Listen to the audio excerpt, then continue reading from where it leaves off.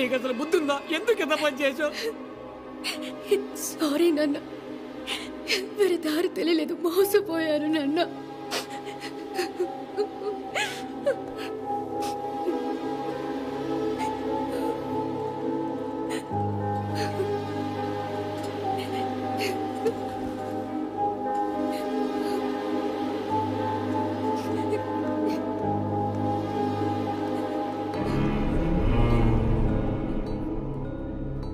బుద్ధుందా నీకు?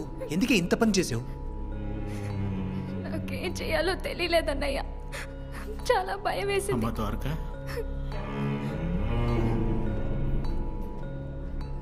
చచ్చిందా బతికిందని చూడ్డానికి వచ్చావా?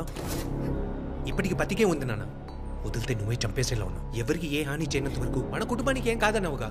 ఇదిగో ఉరేసుకుంది. నీ కుటుంబాన్ని నువ్వు కాపాడుకోలేకపోతే నీలాంటి వాళ్ళకి ఎందుకు నన్ను పోలీసు ఉద్యోగం? వెళ్ళు, వెళ్ళి నీ పై ఆఫీసెస్కి వెళ్ళన్నా.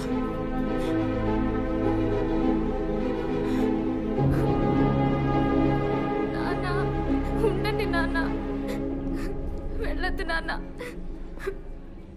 నా కూతుర్ని ఎలాగైనా కాపాడండి సార్. నేను చూసుకుంటాను మూర్తి. పాప బాగుందా?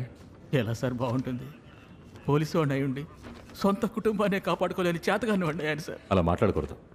నేను యాక్షన్ తీసుకుంటాను. మీరు ఏదో ఒకటి చేయండి సార్. చెప్పాను కదా, నువ్వు వెళ్ళు. వస్తాను సార్.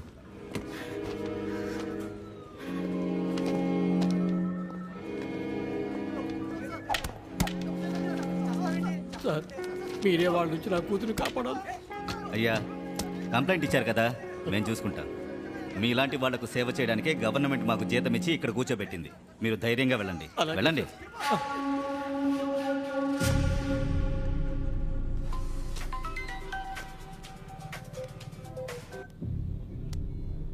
హలో సార్, మన అబ్బాయి పేరు మీద ఒక పిల్ల తండ్రి కంప్లైంట్ ఇచ్చాడు సార్. కంప్లైంటే కదయ్యా, తర్వాత చూసుకుందాంలే. సార్, అమ్మాయి హ్యాంగింగ్ సార్. ఏమంటున్నావయ్యా? అవును సార్. ఒక్క నిమిషం, నువ్వు బయలుదేరు, నేను పిలిచినప్పుడు రా. Okay sir. అమ్మాయి చచ్చిపోయిందా? లేదు లేదు, ప్రాణాలకేం ప్రమాదం లేదు సార్. ఎఫ్ఐఆర్ ఫైల్ చేశారా? ఇంకా లేదు సార్, కానీ మీడియాకి తెలిసిందంటే ఈరోజు హెడ్లైన్స్ మీరే సార్. ఆ అమ్మాయి పేరేంటయ్యా? దివ్య సార్. వాళ్ళ నాన్న పేరు రఘుపతి, భీమిలిలో మొసళ్ళ జూలో పనిచేస్తున్నా సార్. సరే వదిలే, నేను చూసుకుంటాను.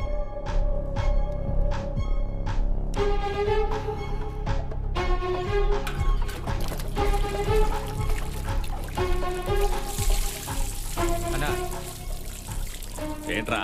ఇన్స్పెక్టర్ నీతో మాట్లాడాలంట. ఇవ్వు. ఏంటి సార్? ఎవరు సార్ కంప్లైంట్ ఇచ్చింది? లేదు సార్, నా తమ్ముడికి వార్నింగ్ ఇచ్చాను, వాడు ఆ పని చేసి ఉంటాడు. ఇలా చూడు శివ, ఛాన్స్ దొరికితే నిన్ను లేపేయమని పైనుంచి ప్రెషర్. అందుకే నీ మనిషిని ఒకరిని పట్టుకుని టార్చర్ పెట్టి వాడిని అప్రూవర్గా మారమని చెప్పాను. పోలీస్ డిపార్ట్మెంట్ నేను ఎప్పుడు మింగేద్దామని కాచుకుని ఉంది. సరిగ్గా ఈ టైంలో నీ తమ్ముడు అమ్మాయి కేసులో బుక్ అయ్యాడు. అది పోలీసు వాడి కూతురు. కేసు బుక్ చేసి ఎఫ్ఐఆర్ వేశారనుకో, నేను మాత్రమే కాదు, నిన్ను ఇంకా దేవుడు కూడా కాపాడలేడు. ఇప్పుడు నన్ను ఏం చేయమంటారు సార్? కాంప్రమైజ్ అయిపో. కాళ్ళ వేళ్ళ పడైనా కేసు వాపస్ తీసుకోమని చెప్పు. డబ్బు పోతే సంపాదించుకోవచ్చు శివ, ప్రాణం పోతే వస్తుందా? ప్రాణం ముఖ్యం శివ.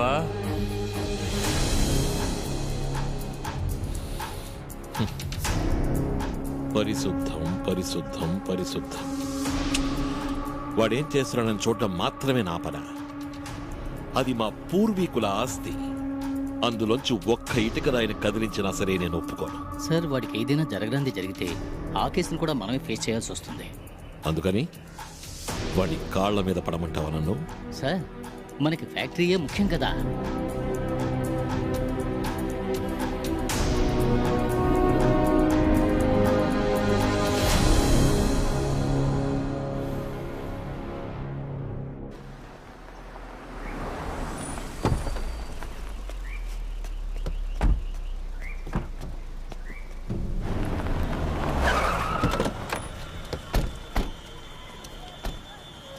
ఏల్రా? 3వ అంతస్తు.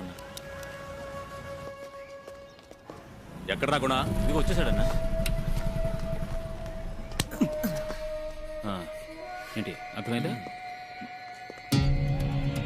నమస్కారం. నీలకంఠం. నువ్వు లోపలికి వెళ్ళు.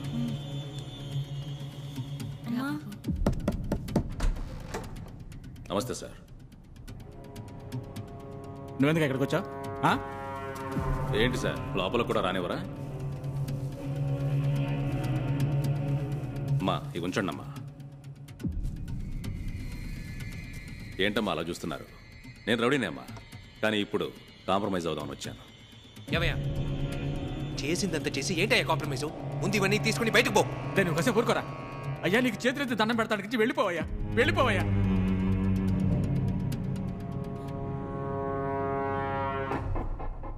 ఆ ఫోన్ ఎలా ఇవ్వు.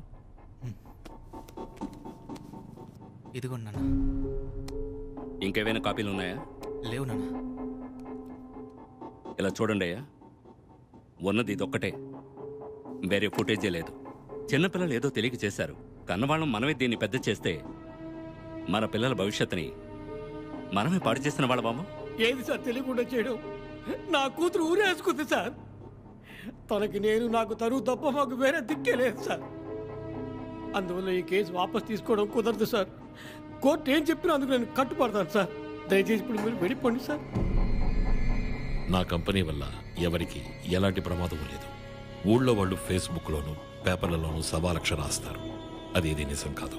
ఆ ఫ్యాక్టరీలో ఏ సమస్య లేకుండానే నా ఇల్లు వెతుకుంటూ వచ్చి మాట్లాడుతున్నావా? ఎంతో మందికి మా ఫ్యాక్టరీలో ఉద్యోగాలు ఇచ్చి పోషిస్తున్నాం. వాళ్ళ కడుపులు కొట్టడం మీకు న్యాయం అనిపిస్తోందా? ఎంతో మందికి ఉద్యోగాలు ఇచ్చామని ఊరిని మోసం చేస్తున్నారు. ఇక్కడ బాధితులు లక్షల్లో ఉన్నారు తెలుసా? తిండి తిప్పలేక భావి తరానికి ఈ ఊరు బీడు భూమిలా మారిపోతుంది. అధికారంలో ఉన్నవాళ్ళు, అపోజిషన్ వాళ్ళు ఎవరైనా నోరు తెరుస్తున్నారా? నువ్వు తప్ప. వాళ్ళకి మీ వల్ల లాభం ఉంటుంది, వాళ్ళెందుకు మాట్లాడతారు? ప్రజలంతా అమాయకులయ్యా. ఇక్కడ ఏం జరుగుతుంది ఏమిటనేది వాళ్ళకి అర్థమయ్యేలోగా ఉన్నదంతా మింగి సర్వమంగళం పాడి వేరే ఊరికి పారిపోతాం. చివరి వరకు మేమే ఇక్కడుండి కష్టపడాలి. ఓ పని చేద్దాం. నీ కొడుక్కి సింగపూర్లో ట్రీట్మెంట్ ఇప్పిస్తాను. లైఫ్లో నీకు కావాల్సినవన్నీ ఏర్పాటు చేస్తాను. కాంప్రమైజ్ అయిపోదాం. ఏమంటావు? గుణాన్ని పిలవరా. రేయ్, నీకెంత ధైర్యం ఉంటే నా ఇంటికి వస్తావు? నిన్ను ఇక్కడే పొడిచేస్తాను. బాబు నేను చెప్తున్నాను, ఈ యదవని ఇక్కడే పొడిచి చంపేయండి. వాడిని చంపే హక్కు మీకుంది సార్. కానీ ఈ కేసు అది వద్దు సార్. మీ డిపార్ట్మెంటే నన్ను ఎప్పుడు మింగేద్దామని ఉంది. వీడెప్పుడైతే నా మాట వినకుండా పాప జోలికి మళ్ళీ వెళ్ళాడో ఇక ఈ ఏరియాలోనే కాదు, ఈ ఊళ్ళోనే ఉండడు. వీడి వల్ల మీ కుటుంబానికి ఇక ఏ సమస్య రాదు. ఈరోజే ముంబైకి టికెట్ వేసి వీడిని పంపించేయాలని ఫిక్స్ అయిపోయాను. కేసు వాపస్ తీసుకోవడం కుదరదు. ఏదైనా స్టేషన్లో చూసుకుందాం. ఇవన్నీ తీసుకుని వెళ్ళిపోండి. వాడు చెప్పాడుగా, ఇక్కడి నుంచి బయలుదేరండి. చెప్పేది వినండి అయ్యా, ముందు ఇక్కడి నుంచి బయలుదేరండి.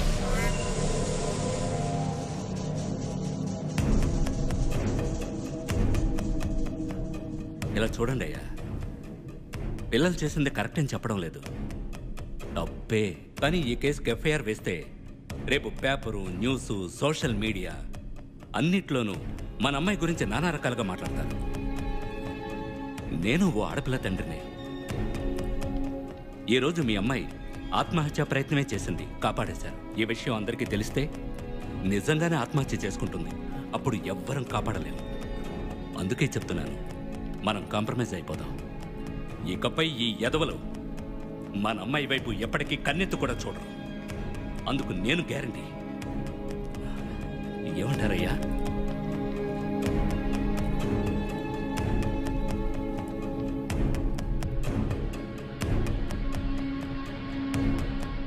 అది చెప్పేవరా? అది చెప్పేవరా? చెల్లెమ్మ, ఇదిగో నా కళ్ళ ముందు ఆ యదవని సిగ్గొచ్చేలా చెప్పుతో కొట్టు. అప్పుడే వాడికి బుద్ధొస్తుంది, నా కోపం చల్లారుతుంది. కొట్టమ్మా, కొట్టమ్మా. ఇంకా చూస్తావేంటి? కొట్టేవాడిని.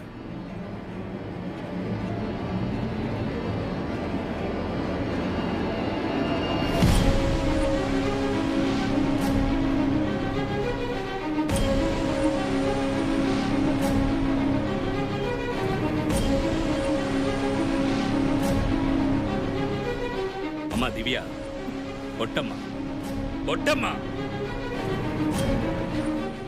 చెప్పుతో కొట్టమ్మా వాడిని.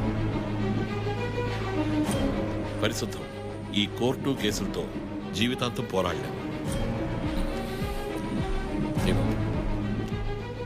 ఈ ఒక్కో కార్డులోనూ 25 లక్షల రూపాయలు ఉన్నాయి. ప్రస్తుతానికి ఖర్చులకు ఉంచుకో. పిన్ నంబర్ ఏంటి? 8888. Fancy number 8888.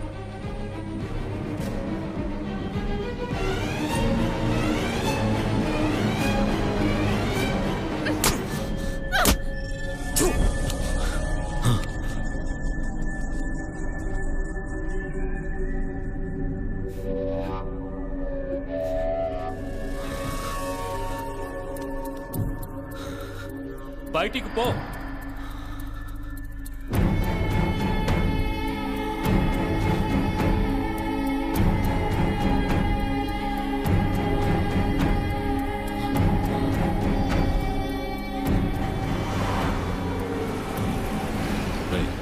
బండా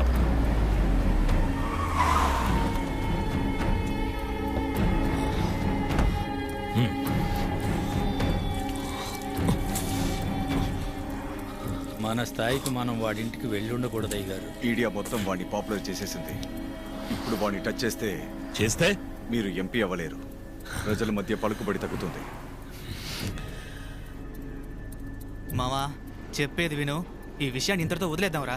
వదిలేసి జాలీగా వెళ్ళి క్రికెట్ ఆడదామా? నీ అప్ప నీ దోళ్ళ కోసం నేను దాంతో మాట్లాడితే నీ బాబు దాని చేతికి చెప్పించి నన్నే కొట్టమంటాడా? దీన్ని ఇలాగే వదిలేస్తే మా అన్న నా మొహం మీద ఉమ్మేస్తాడు. ఇప్పుడు ఏం చేద్దామంటావు? ఏంట్రా ఈడు? రే గుణ, అన్న చెప్పింది నీ మంచి కోసమే కదరా. రే ఇప్పుడు ఏం చేయాలంటావు? దాన్ని ఎత్తుకు రావాలని డిసైడ్ అయిపోయాను.